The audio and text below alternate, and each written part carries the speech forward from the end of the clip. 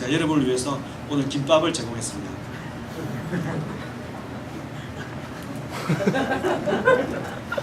오늘 메뉴는 김밥입니다. 여러분 짜장면 있잖아요. 짜장면 한 그릇의 가치가 얼마나 큰지 아십니까? 제가 그 서쪽에서 저 동쪽에 런던에 3시간 2시간 반, 3시간 차를 타고 가서 그것도 이제 그 애들 방학 때 가가지고 어렵게 주차를 하고 그 두 군데 있는 그 짜장면 집에 그 중에 이제 맛있는 집 이름이 징기스칸인데 그 주변에 주차를 하고 거기 가가지고 식사를 다 합니다. 그러면 시골에서 올라왔다고 그 동네가 더 시골이에요 사실은. 그 런던 밑에 더 시골인데 시골에서 왔다고 뭐 사탕도 주고 그 짬뽕 짜장면 먹거든요. 먹고 떡 하나 사가지고 다시 3시간 차를 타고 3시간 차를 타고 다시 옵니다. 그러고 기름값이 한 가는데 뭐 한 5만원 하거든요. 오면 양복 10만원. 운전 길눈이 얻은 사람은 긴장까지 하고 그래가지고 하루 종일 짬뽕 짜장면 한 그릇 먹고 오는 거예요. 그것도 1년에 한 번 또 2번. 그래서 여기 와가지고 계속 짜장면 먹었다니까. 뭐 먹고 싶습니까? 짜장면 또는 짬뽕. 떡도 굉장히 비싸요. 떡 하나 사 먹으려고 그러면 런던 가는 사람에게 부탁을 해서 그 떡집에 가서 떡 사오라. 또 제가 한번 런던 가면은 냉동한 떡이 있거든요. 50개 사러 50개. 그 사람이 분이 여러분 떡 먹을 때마다 진짜 떡 진짜 귀하다 진짜. 김밥도 말할 것도 없어요. 점심은 김밥을 제가 천국의 잔치 또는 이제 로덴 나무 같네요.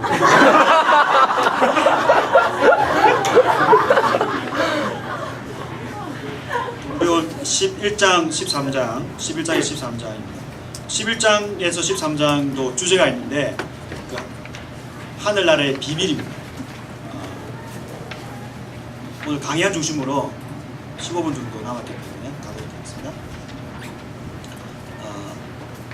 11장 25절부터 30절까지는 여러분이 잘 아시는 그 내용입니다. 오늘 찬양에서도 나왔던 것이고요. 예수께서 대답하여 이르시되 천지의 주제이신 아버지여 이것을 지혜롭고 슬기있는 자들에게는 감추시고 숨기시고 어린 아이들에게는 나타내심을 감사합니다. 올소에 이렇게 된 것이 아버지의 뜻입니다. 내 아버지께서 모든 것을 내게 주셨으니 아버지 외에 아들을 아는 자가 없고 아들과 또 아들의 소원대로 계시를 받은 자 외에는 아버지를 아는 자가 없습니다. 이게 11장부터 마태복음의 구조가 어떻게 바뀌냐면요. 예수님께서 병을 고치시고 그 권세를 보여주셨잖아요. 근데 반응이 딱 반쪽으로 갈라집니다. 따르는 사람과 따르지 않는 사람. 두 종류밖에 없습니다. 그래서 13장에 예수님께서 씨 뿌리는 자 비유를 비롯해서 하늘나라의 비유를 말씀하시는데 그 씨 뿌리는 자 비유를 보면 씨가 4종류의 밭에 뿌려졌습니다. 자세히 보면 사실은 밭은 4종류가 아니고 2종류입니다. 앞에 있는 3가지 종류는 열매를 맺지 못합니다. 열매를 맺을 것 같지만 씨가 길가에 뿌려졌는데 새가 물어가고, 두 번째는 열매를 맺을 것 같았는데 시들어서 죽어버리고 태양 때문에, 또 하나는 잘 자랄 것 같았는데 자라기는 잘하는데 이 가시와 이렇게 자라다가 영양분을 다 뺏겨서 결국은 열매를 맺지 못합니다. 열매를 맺는 밭은 딱 하나, 좋은 밭밖에 없습니다. 바로 예수님을 곁에서 따르고 함께 있는 이 제자들이 예수님의 좋은 밭이죠. 나머지 밭들은 열매를 다 먹는 거죠. 왜 예수님께서 그런 비유를 하시고 지금 이 이야기를 하신다면, 지금 눈앞에 보이는 현실이 예수님이 하늘나라를 이 땅에 가져왔지만은 예수님의 권위를 인정하지 않는 사람들이 다 나는 거예요. 이 하늘나라가 지금 어떻게 되는 것인가, 바로 지금 이야기를 하고 있습니다. 원래 그렇다. 왜냐하면 원래 슬기롭고 지혜 있는 자들은 하늘의 뜻을 알 수가 없다. 바로 이 무리들, 예수님께 왔다가 자기들의 관심 때문에 왔다가 관심을 채우지 못해주니까 떠나버린 이 사람들이 바로 지혜롭고 슬기 있는 자들이다. 근데 너희 제자들은 이 땅 사람들이 볼 때는 멍청하게 보이는데 바로 너희들이 바로 하늘의 뜻을 알고 있는 사람들. 여기서 아버지의 뜻이라고 되어 있는데 사실은 원어에는 전치사가 또 있어요. 앞이라는 전치사가 있어요. 제가 어제부터 지금 계속 말씀드리는 그 전치사 앞이 있는데 그것은 뭐냐면 하나님이 보좌에 앉아 계시고 하나님의 총회가 있는데 그 하나님의 총회와 하나님과의 관계를 설정할 때 바로 이 앞이라는 전치사가 있습니다. 이 전치사 앞에 뜻이 있는 거예요. 이 뜻은 뭐냐면 하나님 자신만의 뜻이 아니고 바로 하늘의 뜻입니다. 천상회의의 뜻인 것입니다. 이 뜻을 누가 깨달았냐면 바로 이 어리석다고 생각되었던 이 사람들이 깨닫게 되었다. 이건 예수님만 이야기하신 것이 아닙니다. 당시에 그 시락이라는 그 현자가 기록한 시락서가 있는데 여기 보면 이런 이야기가 있습니다. 그런데 시락은 뭐냐면은 구약의 지혜가 있죠, 그죠? 지혜로 초청을 하거든요. 초청을. 근데 예수님은 초청을 하는 게 아니고 예수님은 내가 바로 그 지혜라는 내가 내게로 오라는 거죠. 예수님이 바로 그 지혜이기 때문에 예수님이 하늘의 뜻을 하늘의 계시를 알려주는 분이다라는 거죠. 바로 너희들이 그걸 알고 있는 겁니다. 너희들이. 그러니까 아버지의 뜻이 아니면 너희들이 깨달을 수 없다는 것이죠. 그래서 이게 우리가 좀 더 적용해 보자면은 예수님을 우리가 하나님의 아들로 믿고 구원을 우리가 받게 되는 것은 사실은 하늘에 있는 계시가 우리에게 전달된 것인데 굉장히 그 하늘에서 떨어져야 되는 것이죠. 예수님께서 신앙 고백한 베드로에게 바요나 시몬아 이를 알게 한 이는 혈육이 아니고 아버지다. 하늘에 계신 아버지다 그랬잖아요.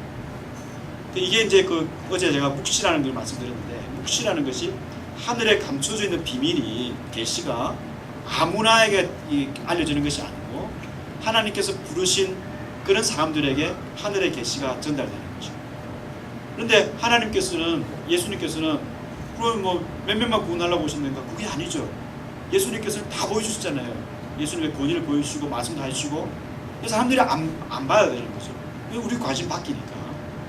그랬을 때 그러나 그럼에도 불구하고 예수님께 붙어있는 이 사람들이 하늘의 계시를 깨닫게 되죠. 완전히 깨닫는 건 아니지만은 적어도 예수님이 하나님의 아들이다. 하늘의 뜻을 알려주는 유일한 분이다라는 것을 알게 되는 거죠. 또 이단 또 하겠습니다. 그러니까 뭐 와가 자기가 뭐 하늘의 뜻을 알려준다는데 말이 안 되는 거죠. 이게. 아니 뭘 하늘의 뜻을 알려줘요. 하늘의 뜻이 예수님이 다 알려주는데. 그죠? 예수님 외에는 아버지의 뜻을 알려주는 사람은 없다라는 거죠. 물론 뭐 여러분도 집에 가시면은 뭐 애들한테 하늘의 뜻이 이거다 이야기하시잖아요. 그 뜻 말고요. 그 뜻은 우리가 이제 이 성경을 통해서 받은 뜻이죠. 우리 하늘에서 직접 받은 건 아니잖아요. 하늘에 직접 받는 건 예수님이 직접 하는 것밖에 없죠. 우리는 그 예수님이 알려주시는 것을 우리가 받아가지고 깨달아서 이제 알려주는 것입니다.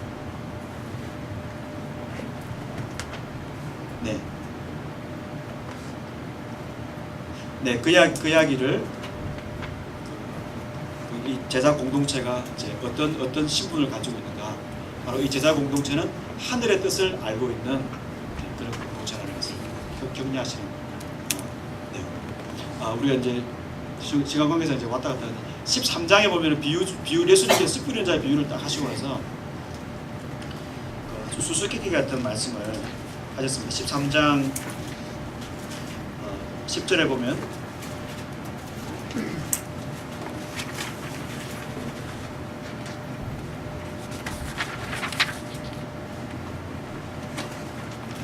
아, 10절부터 쭉 말씀하시는 13절. 그러므로 내가 그들에게 비유로 말하는 것은 비유로 말하는 이유는 그들이 보아도 보지 못하며 들어도 듣지 못하며 깨닫지 못함이니라. 그럼 이사야 예언이 그들에게 이루어졌으니 일렀으되 너희가 듣기는 들어도 깨닫지 못할 것이요 보기는 보아도 알지 못하리라. 이 백성들의 마음이 완악하여져서 그 귀는 듣기에 둔하고 눈은 감았으니 이는 눈으로 보고 귀로 듣고 마음으로 깨달아 돌이켜 내게 고침을 받을까 두려워하리라. 아니 비유라는 것은 쉽게 하늘의 뜻을 알려주기 위해서, 하늘의 비밀을 알려주기 위해서 하신 것인데 이게 지금 충돌이 되잖아요. 그죠? 그 당시에 랍비들도 비유를 사용했습니다. 그런데 예수님만큼 비유를 사용하신 분이 없습니다. 사람이 없어요. 예수님만큼 이렇게 비유를 많이 사용하신 분이 없습니다. 유일합니다. 예수님이. 왜 예수님께서 이렇게 비유를 많이 말씀하셨을까?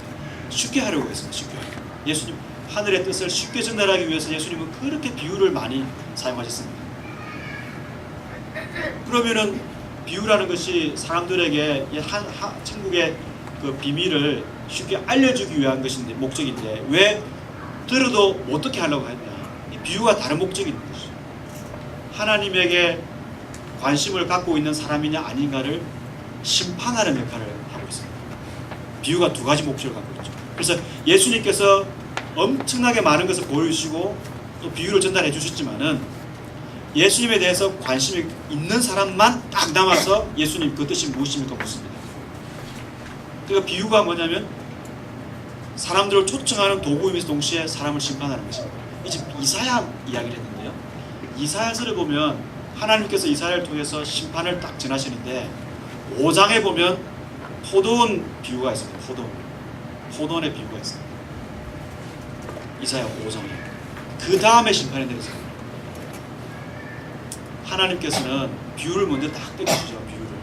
비유를 던지셔서 알아듣는 사람들을 그루트기로 남기시고 남은 자들로 남기시고 나머지 심판하십니다. 옛날에 부시 대통령 이제 아버지 아들 마찬가지로 제가 알기로는 전쟁을 할 때 수사를 항상 씁니다. 한번 딱 던지고 이게 전쟁의 신호죠. 그 다음에 딱 전쟁하거든요. 하거든요. 한 것 같아요. 예. 근데 그 하나님께서도 예수님께서도 마찬가지입니다. 비유를 던지시고 그 비유를 듣고 뭔가 의미가 있겠다 생각해서 하나님 예수님에게 관심을 가지고 오는 사람들은 남는 자가 되고 제 아들처럼 어린아이들이 되는 것이고 하나님의 뜻을 알게 되는 것이고, 그러지 않은 사람은 심판을 받습니다. 그러니까 어떤 사람에게는 이 성경 자체가 사실은 비유로 남는 거죠. 이 비유로 꼭 다 아는 이야기. 요즘 뭐 교회 안 다니도 이 성경 이야기 많이 하지 않습니까? 이거 많이 하고 있는데, 그러나 진짜 이 비유를 알고 싶은 사람은 물을 거 아닙니까? 그런 사람이 남은 자가 되고 그러지 않은 사람은 심판을 받는 것이죠. 그래서 비유가 그런 목표를 가지고 있습니다. 다시 우리가 11장에 가보면 예수님께서 그런 말씀을 하시죠. 너희들이 바로 그 어린 아이들, 하늘의 뜻을 알고 있는 자들이다. 그 이후에 예수님께서 병자를 고치시고 이렇게 하니까 마태가 그걸 다 보고 자기 고백을 합니다. 고백을 할 때도 이제 이사야 42장에 나오는 고백을 하고 있습니다. 보라, 내가 12장 7절부터요 18절, 보라, 내가 택한 종 곧 내 마음에 기뻐하는 바 내가 사랑하는 자로다. 내가 내 영을 그에게 줄 터이니 그가 심판을 이방에 알게 하리라. 그는 다투지도 아니하며 들레지도 아니하리니 아무도 길에서 그 소리를 듣지 못하리라. 상한 갈대를 끄지 아니하며 꺼져가는 심지를 끄지 아니하기를 심판하여 이길 때까지 하리니 또한 열방들이 그의 이름을 말하리라. 이사야 선지자가 42장에 알려주고 있는 이야기는 바로 하늘 의회 이야기, 하늘 법정 이야기입니다. 42장 이야기, 41장부터 법정 소송이 이끌려요. 하나님께서 이제 거짓 신들과 이제 하나님께서 이제 논쟁을 하시는데, 그 장면에서 하늘의 뜻을 받아서 파송을 받는 종이 있어요. 이 종을 내가 택한 종이라고 그랬는데, 어제 제가 말씀드린 이 종을 파이스라고 해서, 이 헬라어로 파이스인데 파이스가 종이면서 동시에 아들입니다. 종이면서 아들. 내가 택한 종, 나의 아들이 하늘의 뜻을 이루기 위해서 이 땅에 갔는데 그가 심판을 한다는 것입니다. 여기 심판은 벌을 내리는 것이 아니고요, 옳고 그름을 판단해서 나쁜 것을 고쳐주는 것입니다. 요즘 이제 판사들 중에서 가끔씩 보면 재판을 딱 해가지고 조정해주는 뭐 그런 게 있는 것 같아요. 조정. 이 정도까지만 하겠습니다. 제가 변호사들이 계셔서 뭐 조정해주고, 그러니까 원래 이제 판사의 이 당시에 재판을 잘 하는 사람들의 역할이 뭐냐면 옳고 그름을 딱 판단해가지고 뭔가 이제 꼬인 거 있잖아요. 뒤틀린 거, 디스오더라고 하죠. 원래는 이 세계가 하나님이 원하시는 대로 오더가 있어야 되는데 디스오더가 된 것을 다시 오더로 바꿔주는 거, 이것이 바로 재판관들이 하는 일입니다. 이방들이 그걸 바라는 거죠. 왜냐하면 우리에게 구원자가 와가지고 이 세상에 우리를 억누르고 있는 악한 것들을 제거하고 우리가 옳은 것들을 살려주는, 그래서 이 세상을 바로잡아주는 그 재판을 하기를 기다리는 거죠. 열방이 심판을 기다리고 있는 거죠. 예수님께서 약한 것들을 살리시고 고치시고 이런 예수님의 그 겸손한 종으로서의 모습을 보면서 마태가 고백하는 것입니다. 바로 이 예수님이 이사야 42장에 나오는 하늘의 뜻을 받아서 이 땅에 와서 악한 것들을 제거하고 약한 것들을 살려냄으로써 이 세상을 창세기의 그 아름다움을 다시 회복해가는 바로 그분이구나. 자기가 고난받는 종으로서 42장에 나오는 바로 그 종, 고난받는 종으로 자기가 고난받음으로써 바로 그 일을 하시는구나. 그거를 자기가 마태가 고백하는 것이죠. 상한 갈대를 꺾지 않고 꺼져가는 심지를 끄지 않는 약한 자들을 살려내시는, 이 세상에서는, 그 당시 세상에서는 약한 자들이 억압을 받아가지고 아주 고통당하니까 예수님이 그걸 다 살리시고 자기가 또 강한 자들을 치시는 거죠. 책망하시고 심판하시고. 그렇기 때문에 바로 이 예수님은 이스라엘뿐만 아니라 온 열방이 기대하는 바로 그 심판자라는 거죠. 그 심판. 그 심판이라는 게 재판이라는 뜻이니까 바로 그 재판을 열방이 원한다. 열방이 그의 이름을 바라리라. 예수님께서 이 땅에 오셔서 잘못된 것을 고치시죠. 한국에 처음 왔을 때 여성들에 대해서 그런 복음이 들어오면서 이제 그런 교회에서 이제 하여튼 그런 일 있잖아요. 예수님 복음이 옴으로써 억눌린 자들, 교회에서 억눌린 자들, 세상에서 억눌린 자들이 교회를 통해서 회복되고 이런 것들. 그것이 바로 우리와 같은 이방들이 그의 이름을 바란다는 거죠.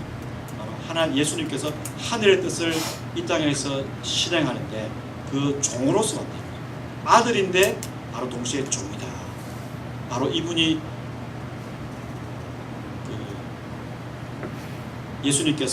이분이 바로 세례를 받으셨을 때 하나님의 뜻에 이루기 위해서 순종을 해서 물에 들어가셨을 때 나오시니까 이는 내 사랑하는 아들이요 내가 저를 기뻐하고, 바로 이 말씀입니다. 이사야 42장에서 나오는 말씀입니다. 예수님께서 바로 고난을 겪으면서 약한 자들을 살리시고 회복하시는 그 일을 하셨을 때 바로 하늘의 그 음성 자체가 그대로 지금 내려오고 있습니다.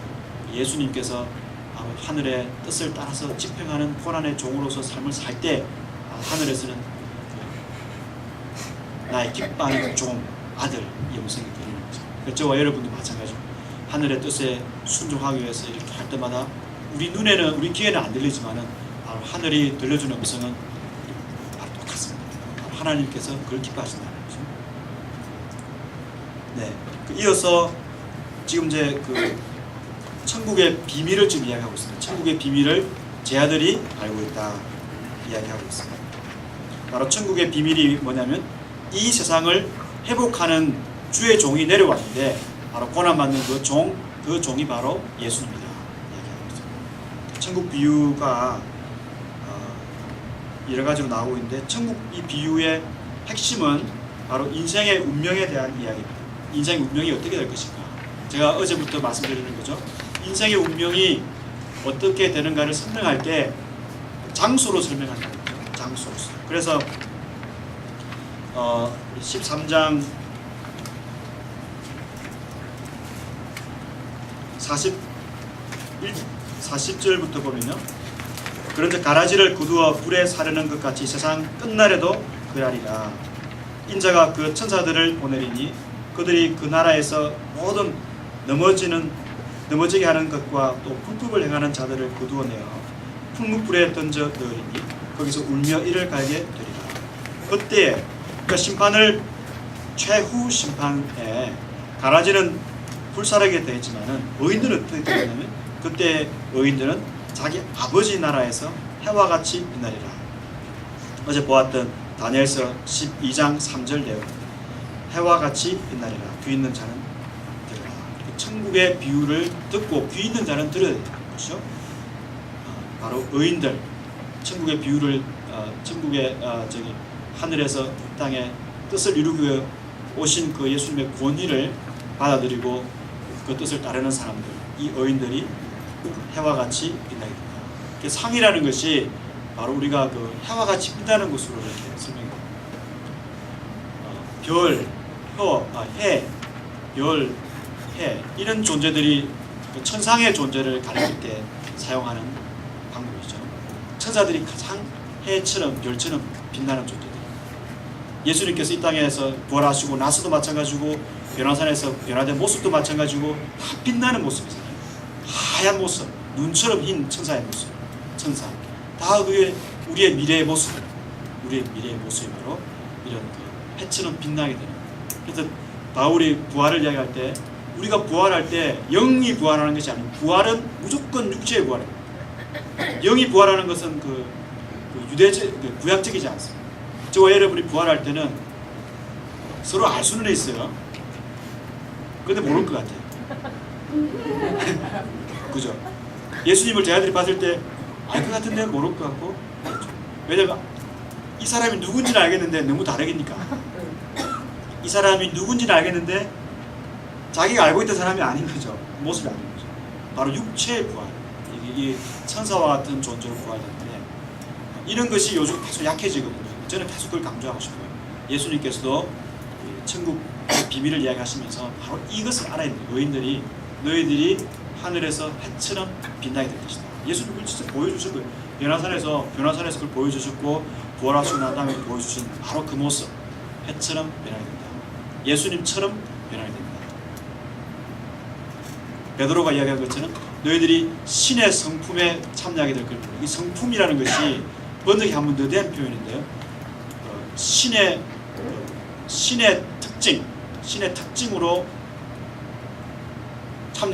특징에 참여할 걸 모릅니다. 우리 종말에 가게 되면 우리가 천상의 존재처럼 그렇게 이제 변화되는 것을 너희들이 알아야 이 땅에서 고난 중에서도 견딜 수 있고 힘을 낼 수 있다. 그 이야기를 했습니다. 그러면서 40절부터 보면